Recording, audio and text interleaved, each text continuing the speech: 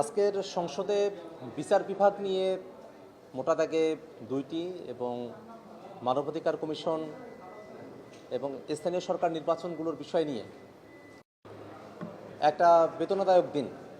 কারণ আমরা দেখে এসেছি যে বাংলাদেশের যে বিচার বিভাগ তার স্বাধীনতার কথা, সেপারেশন অফ জুডিশিয়ারির কথা একেবারে শুরুর সময় থেকে বলে আসা হলেও সেটা কোনোভাবেই এটাকে বাংলাদেশে কার্যকর করা হচ্ছিল না। পরবর্তীতে মাজদার হোসেন মামলায় বিচার বিভাগের সেপারেশন স্বাধীনতার কথা বলা হলেও সেটাও আসলে মোটা দাগে কার্যকর হচ্ছিল না। আমাদের সংবিধানের 95 অনুচ্ছেদের মধ্যে বিচারপতিদের নিয়োগ নিয়ে একটা আইন করার কথা বলা হয়েছিল, যেখানে বিচারপতিদের যোগ্যতা দক্ষতার বিষয়গুলো বর্ণনা করা থাকবে এবং সে অনুপাতেই বাংলাদেশের জন্য বিচারপতি নিয়োগ দেওয়া হবে।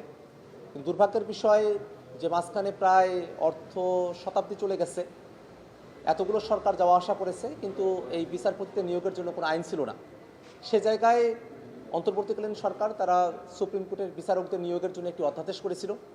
সে অধ্যাদেশটি অত্যন্ত সুন্দর একটা অধ্যাদেশ, এটা সাংবিধানিকভাবে পরিচালিত একটা অধ্যাদেশ, কিন্তু তারপরেও সেই অধ্যাদেশের বিষয়টাকে আজকে রহিতকরণ করা হলো। আমরা খেয়াল করে দেখেছি যে আগের সময়টাতে যদিও রাষ্ট্রপতি প্রধান বিচারপতির সাথে পরামর্শ করে বিচারপতি নিয়োগ হওয়ার কথা, কিন্তু মোটের উপরে কথা হলো যে এটা আসলে রাষ্ট্রপতি প্রধান বিচারপতির কাছ থেকে পরামর্শ নিয়ে করেন না, তিনি মূলত প্রধানমন্ত্রীর কাছ থেকে পরামর্শ নিয়ে এটা করেন। অর্থাৎ এটা আসলে যে রাজনৈতিক সরকার থাকে, একজন ব্যক্তি বা একটা দল, তাদের হাত ধরেই আসলে বাংলাদেশের বিচারপতিরা তারা নিয়োগ পেয়ে থাকেন আর কি।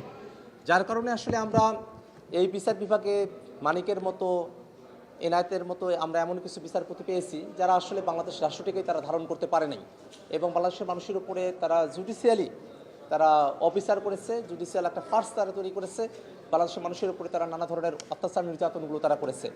এই জায়গাটাতে পরিবর্তনের জন্য আজকে বিচারপতি নিয়োগের জন্য যে অধ্যাদেশ সেটাকে রহিত করার ব্যাপারে বিএনপির তরফ থেকে, সরকার দলের তরফ থেকে যে প্রস্তাবনা, সেটাকে আমরা বিরোধী দলের পক্ষ থেকে আমরা না করেছিলাম, নোট অফ ডিসেন্ট দিয়েছিলাম, আপত্তি জানিয়েছিলাম। কিন্তু স্বভাবতই যেহেতু সংসদে তারা 2/3 মেজরিটি, আমরা 1/3-এরও কম, এই কারণে আমাদের যে আলোচনাগুলো আছে হয়তো আলোচনা কিছুটা করতে পেরেছি, কিন্তু আসলে আমাদের কোনো বিষয়কেই যত যৌক্তিকই হোক না কেন সরকার দল আসলে সেটাকে পরিপালন করতে চান না। শুধু তাই নয়, মানবাধিকার কমিশনকে আরও স্ট্রেনথেন করার জন্য যে অধ্যাদেশটি নিয়ে আসা হয়েছিল সেটাকেও আজকে বাতিল করে ফেলা হলো। সুপ্রিম কোর্ট সচিবালয় যেটা কার্যত ফাংশনাল রয়েছে এখন, কিন্তু সেটাকেও আজকে আইন করে সেটাকে রহিতকরণ করা হলো। আবার সবথেকে বড় যে বিষয়টা আপনারা খেয়াল করে দেখবেন, স্থানীয় সরকার জন্য যে আইনটা আছে সে আইনের মধ্যে অন্তর্বর্তীকালীন সরকারের সময়টাতে বিশেষ পরিস্থিতিতে তাদেরকে অপসারণ করার একটা বিধান যুক্ত করে একটা আইন করা হয়। আপনারা এটা জানেন যে 24 আগস্টের পরে বাংলাদেশে সেই সময়টাতে স্থানীয় সরকার প্রশাসনেও যারা ছিলেন তাদের বেশিরভাগই ছিলেন সেই সময়টাতে একতরফা নির্বাচনে আওয়ামী লীগের ভোট ডাকাতির নির্বাচনে জয়ী হয়ে আসা, ভোট ডাকাতি করে আসা তারা প্রতিনিধিরা ছিলেন, তারা জনপ্রতিনিধি আসলে ছিলেন না। তো সেই সময়ের একটা প্রেক্ষাপটে অন্তর্বর্তীকালীন সরকার যে আইনটা পাশ করেছিল, সেই আইনটাকে, যেটা একটা বিশেষ পরিস্থিতির জন্য আইন, সেটাকে একটা স্বাভাবিক পরিস্থিতিতে এসে বিএনপি অধ্যাদেশটাকে আজকে তারা বলবৎকরণ করার দিকে তারা অগ্রসর হয়েছে, আইন করার দিকে অগ্রসর হয়েছে। এই পুরো সিনারিওতে একটা জিনিস ধরা পড়ে যে যে আইনগুলো সরকারের ক্ষমতাকে বৃদ্ধি করতে পারে সেই আইনগুলোকে তারা আইনে পরিণত করছেন, আর যেই অধ্যাদেশগুলো সরকারের যে ক্ষমতা আছে সেখানে জবাবদিহিতা নিশ্চিত করতে পারে সেই অধ্যাদেশগুলোকে তারা যে কোনোভাবেই হোক তারা সেটাকে বাতিল করে দিচ্ছেন। এই যে দ্বিমুখী অবস্থান, সেটা আমাদের জাতির জন্য কখনো এটা ভালো একটা ব্যাপার হতে পারে না। আমরা মনে করি যে জনগণের যে বক্তব্য সেটা আমরা সংসদে উপস্থাপন করতে পেরেছি, সরকার দলের এটা বোঝা উচিত ছিল। এটা কোনো দলের কোনো বিষয় নয় এবং এটা কোনো দল যে চিরকাল ক্ষমতায় থাকবে ব্যাপারটা এরকম নয়।